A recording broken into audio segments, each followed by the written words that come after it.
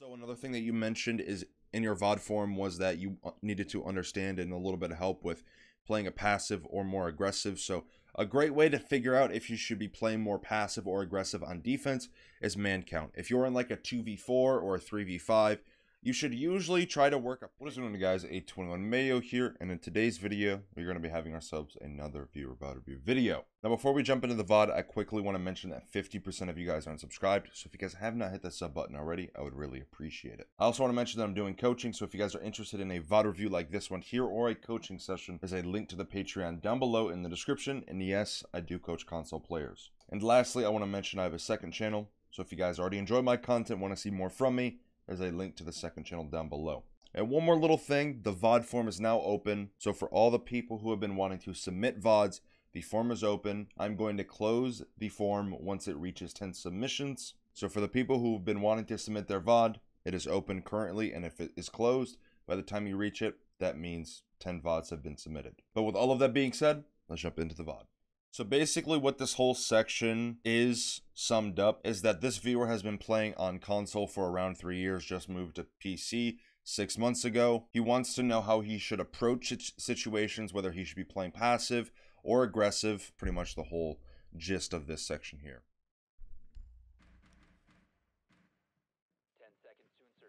Okay, so as you said in the VOD form, you said you wanted to learn how to approach situations. So a part of approaching a situation in an attacking round is pre-placing your drone, just how you're doing it here in statue. So whenever you're pre-placing your drone, you want to keep it as close to where you're spawning as it can be, while it's still also providing some sort of value with cutting off a line of sight or a rotation by giving you info if a defender rotates in or out of that piece of map control or area. So that's like the first initial step when it comes to approaching an attacking round, is that you pre-place your drone in an area close to where you're going to initiate your attack from, because you obviously don't want to have your drone on the other side of the map, drive it all the way through, have the potential of it being shot just to reach you in the area that you're trying to take, right? So pre-placing your drone, if you are going to pre-place it, try to keep it in not only a very valuable area when it comes to information game, but also in an area where you're going to be taking from.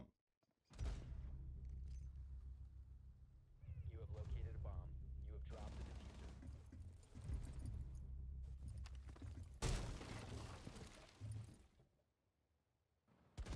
So just a little rule of thumb when it comes to the Repel game in Rainbow Six Siege, if you have a window or a doorway below you, you kind of want to make sure that you're usually an upside down rappel, just in case someone does jump out of that window or doorway below you, so that way you're more prepared for the gunfight, because you don't want to be on normal rappel like you are here now and then have to, you know, go upside down and then take the gunfight, right? Because then you're just increasing the chances of the enemy winning the gunfight against you, because obviously if you're on normal rappel like you are here in this situation, you're going to have to go upside down and then take the gunfight. So kind of make sure that you're being a little bit more prepared in the possibilities of what might happen to you in whatever situation it might be where the attackers, or sorry, the defenders might want to kill you. So whatever situation you're in, take a few seconds, look around, understand your situation, and ask yourself, okay, as an attacker, as a defender, where can I die from?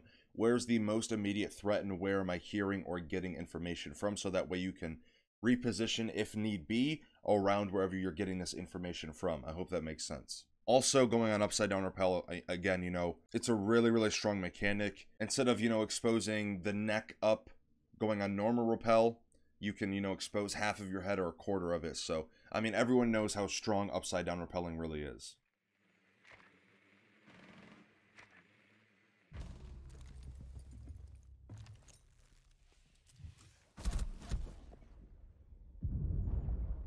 Ooh, that was a rough mistake there. So, whenever you're gonna rappel into an area like this, double check your drone, because if this smoke is going to kill this, I believe it's Ace, it might be Glass. No, sorry, it is Glass. Excuse me. If this smoke is about to kill Glass, you should expect at least a slight repositioning from the smoke, just because, you know, whenever you kill someone, you usually reposition just a little bit. You can still play the piece of map control that you're playing. I'm not saying that you're going to completely rotate to the other side of the map, but what I'm saying is you're going to see a slight reposition, and that's what you could expect out of the smoke in the situation. And also another thing, how you go into the window with a nade in your hand, you should put your gun in your hand, repel in, and then grenade after, because now what you've done to yourself by cooking a nade is you've made yourself defenseless. So not only did you not expect the smoke to reposition and kind of predict that, but also you put yourself in a really horrible position in terms of not being able to shoot back at the smoke that eventually walks up your long hallway. Also, another thing when it comes to repelling into a window, this might work on some players, might not work on others, but a trick that you can do, I guess you could say, is shooting while you're repelling in to mask the sound of the repel audio cue. Now, if you're playing against much higher elo and more experienced players, it probably won't work as much, but you might be able to skim by with it here and there if you ever feel the need to do so. So when it comes to this nade on skylight, what you can do is, so you have your crosshair, right? So I'm just going to use this as an example. So this is your crosshair usually, something like this, somewhere around there, and then you have the dot in the middle, right? So that's just a very basic explanation and kind of example of the crosshair. So if you guys can see this, I'm not sure if you can, but if you take this horizontal line of the clouds and match that up with the right horizontal line of your crosshair, that's your horizontal level where you want to be. And you also want to be on the apex of the little skylight here that you're standing on. So if this is a skylight that you're standing on, right, you want to be right at the tippity top of it. And then usually you can kind of eyeball where, you know, you want to put it vertically, your crosshair.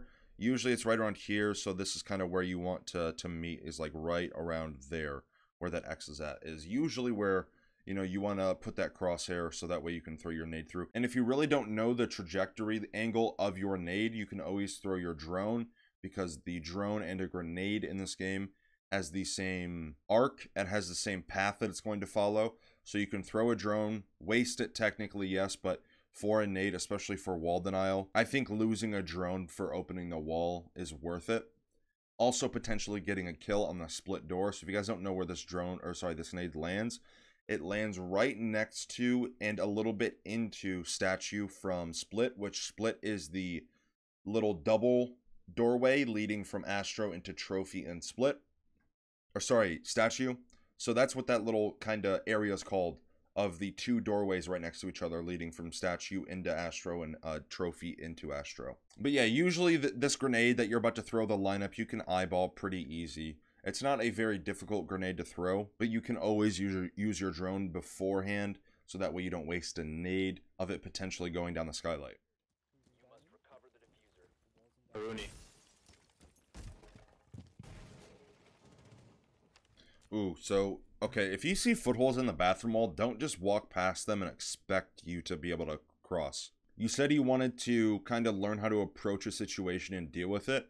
And this is a situation where you're kind of just going with it willy-nilly, and you're just kind of expecting something to go your way. This is something that I keep, you know, covering a lot in my VOD reviews, especially recently, where players, especially on attack, just expect things to go their way. So whenever you're on attack, you need to evaluate something. Okay, there's footholes on the bathroom wall. I don't think that I really feel safe jumping in, so you probably shouldn't, because you didn't even check your Astro doorway. Someone very easily could be playing boxes or Astro stairs or close Astro door, or even holding a cross, really. And, you know, you could die from that very easily just because there's footholes there, and that's a pretty free kill for them to get. So whenever you're approached with the challenge or a situation that you don't really know what to do in, just look around. Again, I mentioned it previously in this video. Just look around at the situation. Okay, there's footholes here, there's a hole here, there's a kill hole, all that good stuff. And then reassess, adjust, and then go about attacking. I don't know if you can hear this, but there's an ADS on the door. It's like on the door or on the bomb. It's like either behind the bar or like close here. But in this situation here, you have 1 minute and 3 seconds left in a 2v2, and your teammate is all the way on the other side of the Astro.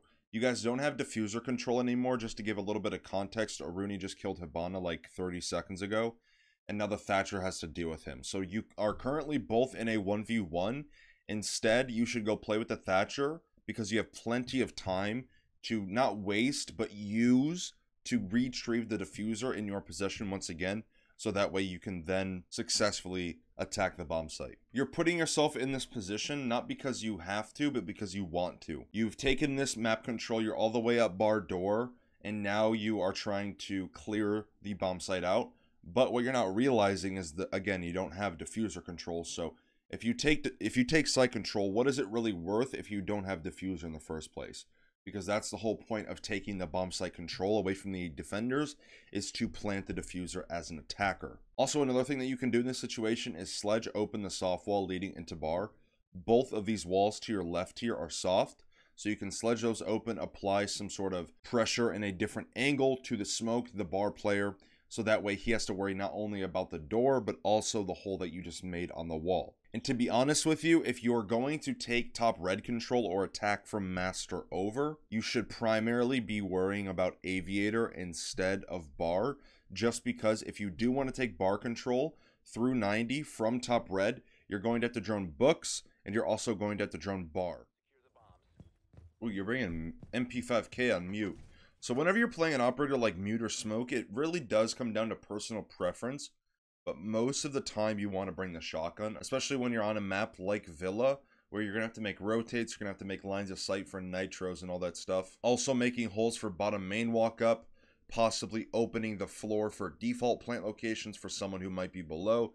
Like there's a few things that you're going to have to kind of do and check off when it comes to soft destruction or remodeling the bomb site to your advantage. So I know it might be difficult for you as a console switch over to PC to primarily rely on the SMG-11, but the sooner you make that swap from the MP5K on mute to a shotgun, the sooner you will get better and rely more on the SMG-11. Usually whenever a smoke or a mute brings their primary weapon instead of the shotgun, they bring their SMG. That usually means that there's a primary shotgun player already in their defensive lineup that is going to take a large portion of the load when it comes to self-destruction on the bomb site.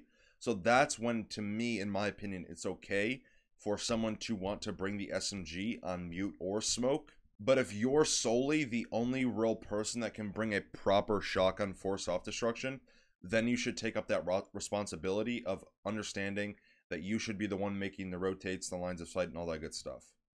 One friendly remaining. She's droning. She's on her drone.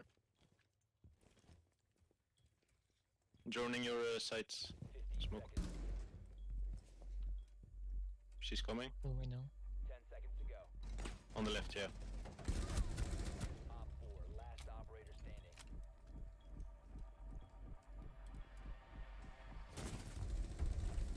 Time limit reached. But what you should be looking for from this situation is the fact that you had two 1v1s. So you positioned yourself around the fact that you knew that both of them were alone and they had to take a 1v1 at some point. Also, I don't know why this Twitch didn't plant if she did have diffuser, because the Dokkaebi didn't.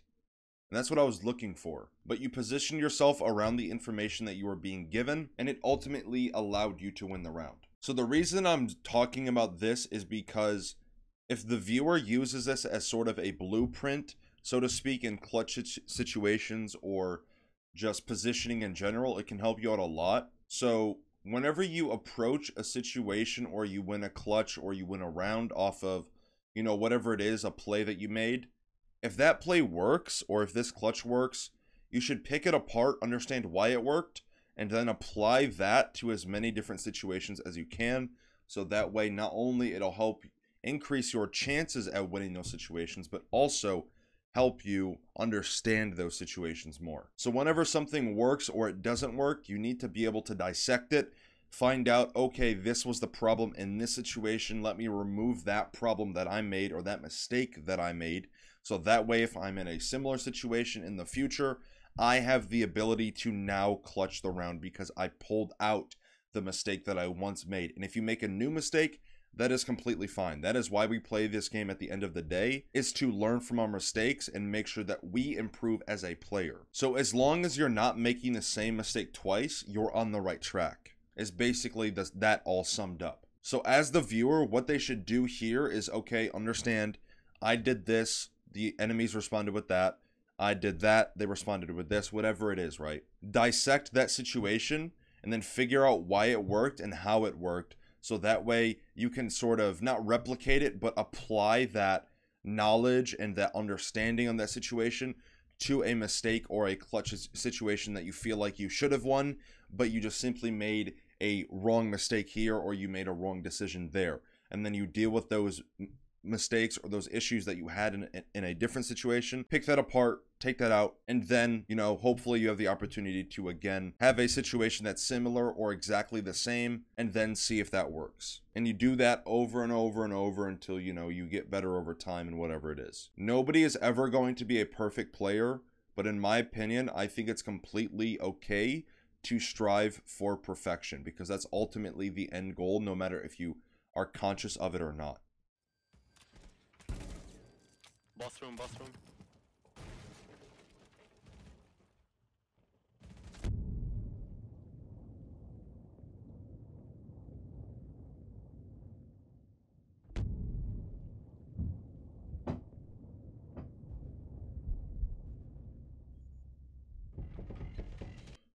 So whenever it comes to playing a position like the one that you're playing here, whether it's garage rafters on Clubhouse, if it's elbow on Oregon, if it's closet on Villa, whatever situation it is, there are these key positions on maps where it's very difficult to play, so you need to understand how to play it.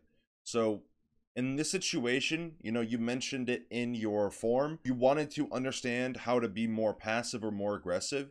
This is a great example of a situation where you should be much more aggressive than you should be passive. Because if you give the attackers the opportunity to feel comfortable of jumping in in this situation into the closet window, you're automatically losing the whole point of playing a position like this. If you're properly playing this and stuff like that, you're pretty much here to die. So the longer time you can waste, and the more time you can waste, and the more utility and all that good stuff, the better. That is ultimately your end goal here, is to not only hold this piece of map control for a long time, but also use as much utility from the attackers as you can in order for you to clear out of this area or die. I'm not saying that you have to play areas like this until you die, but it's usually expected that you are going to die just because of how vulnerable you are in a position like this, especially with no ADS, no Wamais, no shields, no teammate support at all. So this is a situation where you should be much more aggressive than you should be passive. You should be the aggressor in a position like this. Because again, if you make the attackers feel comfortable with taking this piece of map control away from you and killing you or clearing you out, then you need to understand why you're playing that position in the first place. You should be pre-firing. You should be making the attackers feel as much stress and pressure as you can, so that way, once again, you don't give them or make them feel like they can take the opportunity of trying to kill you or clear you out. Being in bathroom. See, that's a mistake of just not really paying attention to the angles. You know, this is another example of a situation where I say, you know, evaluate a situation and the area that you're in, so that way it can help you understand how you should play it deeper. So this is kind of like a mistake where you say to yourself, okay, I know about this angle now, I'm exposed to it, I won't allow that to happen again. So that's pretty much what this boils down to here, at least to me. It's just kind of like, okay, they can see me from master window, I won't die to that again, because you were feeling a little bit of pressure there, and you weren't really sure what to do. I could just tell by the way that you're moving and kind of not really being prepared or ready for the next gunfight. That's also another thing that I forgot to mention about what I just said a moment ago about playing a position like this where you're expected to die, is that you should always be expecting some sort of pressure no matter where it is. So a great way to figure out where this pressure might be coming from is gun audio, previous information, all that good stuff that the attackers are going to give you during the round. So counting drones is a good way, so every single attacker, every single round has a maximum of 2 drones. So if you count the amount of drones, that can usually tell you how many attackers are in that area. In this example, how many attackers will be on master balcony. So if like 6 drones are there, right, that usually you can kind of say that, okay, there's at least 2 to 3 attackers on master balcony. Also, again, paying attention to gun audio, footsteps, how many footsteps are you hearing, all that good stuff can also help out. But you need to be prepared and able to take the next gunfight whenever it might come into your way. But that is going to be the end of the VOD. You know, I'm pretty sure that you guys win, if I'm not mistaken. So yeah, he's sticking plant, and that's also the end of the VOD, just because there's, you know, a few seconds left. So there it is. You know, you guys won the VOD. But for you, what I say is, so evaluate a situation, look around, understand, ask yourself, where can I die from? Where's previous information? What am I hearing right now? What am I seeing? All that good stuff to help you understand a situation more and deeper. And if you understand a situation more, it is going to allow you to position yourself better and take smarter gunfights and all that good stuff. So evaluating that situation that you are in, no matter if it's attack or defense or whatever round or bomb site it is, will give you a great amount of help. Also, another thing that you mentioned is in your VOD form was that you needed to understand and a little bit of help with playing a passive or more aggressive. So a great way to figure out if you should be playing more passive or aggressive on defense is man count. If you're in like a 2v4 or a 3v5, you should usually try to work a pick, maybe two, depending on how much time is left. That's also another dictator when it does come to how you should play a round on defense, if you should be more passive or more aggressive. So let's say you're like in a 3v5 and there's like 2 minutes and 30 seconds left in the round. That's when you should become an aggressor, try to work a pick. Once you work that pick, you can usually cool the jets, hold pieces of map control, and then coast through the round. Hopefully none of your teammates die after you get that initial pick. But let's say it's an example where it's a 3v5 also, but there's only 45 seconds left or 30 seconds left. You don't need to be as aggressive as you would be in the 3v5 with 2 minutes and 30 seconds left, just because with that little amount of time, the attackers are going to make a mistake somewhere, and that is your opportunity and your job to capitalize on their mistake and punish them as much as you can, so that way you make the attackers' jobs as hard as it can be. So when it comes to being aggressive or passive on defense, reading the man count, reading the map control, and reading the time are three really important and key factors when it comes to how you should approach a situation, whether you should be passive or aggressive. And when it comes to defense, kind of the same rules follow. So let's say, again, you know, you're in a 3v5 or a 2v4 or whatever it is. You have 25 seconds left. You have 45, 30 seconds left. If you have a small amount of time and you don't really have that much map control, that's when plays need to come into play. That's a lot of plays, I know. But, you know, these players that are still alive need to work a pick or two, so that way they can really open up the round for the rest of the team. So that way they can make that final push onto the bomb site and hopefully and successfully go for the plant. But let's say it's like a 3v3 while you're on attack. You have a minute 30 left. You have 2 minutes left. That's when you can also cool the jets. You know, maybe get on flank drones, drone the bomb site, get some info, use your utility, all that good stuff. So that way you can prepare the bomb site for the last and final push onto the bomb site for the plant. So the three main key factors, at least from my experience, you know, other players might agree, might disagree, whatever it is. But the three main key factors is map control, man count, and time for both attack and defense, which should tell you and kind of give you a clear sign whether you should be playing a passive or aggressive. But other than that, I mean, you're a 3-year experience console switchover. So the main thing when it comes to PC is just give it time. You're not going to be as good as you were on console when you do switch to PC or when you are playing on PC, just because you don't have that much time. You only have 6 months on PC versus having 3 years on console. So that's a huge time difference. So just give it some time. Make sure that you stick to keyboard and mouse, you commit to it, and you will see improvement over time, because Rainbow Six Siege isn't all about just aim and mechanics. You know, how smart you are, map knowledge, reading situations, all that good stuff also plays into this game. It's pretty much like 3D chess. So again, just give it time, be patient with yourself, and you will see improvement.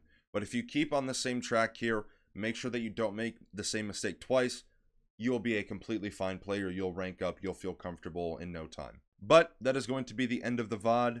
I hope you guys enjoyed. Now, before I go, I quickly want to mention one more time that I'm doing coaching. So if you guys are wanting a much more in-depth VOD review session like this one's probably going to be around 30 minutes, 25 minutes on my YouTube channel. So if you want double this time, double the information, and also much more dense information tailored to you, the client, there's a link to the Patreon down below for the coaching. I do coaching sessions and VOD review sessions. There is a difference between the two. So if you guys are interested in that, there's a link to it down below in the description. And yes, once again, I do coach console players. And lastly, before I go, I also want to mention one more time that I have a second channel. So if you guys want to see more content from me, there's a link to that down below in the description, as well as a link to the Wichita Wolves, which I am a content creator for. So make sure you guys go show them some love. And don't forget, the VOD form is open. So if you guys are someone who have been wanting to submit a VOD into the form, it is currently open. If it is closed by the time you get to it, that means it has reached the maximum capacity of 10 submissions. But with all of that being said, hope you guys enjoyed. We've done something new, and I will see you guys in the next video.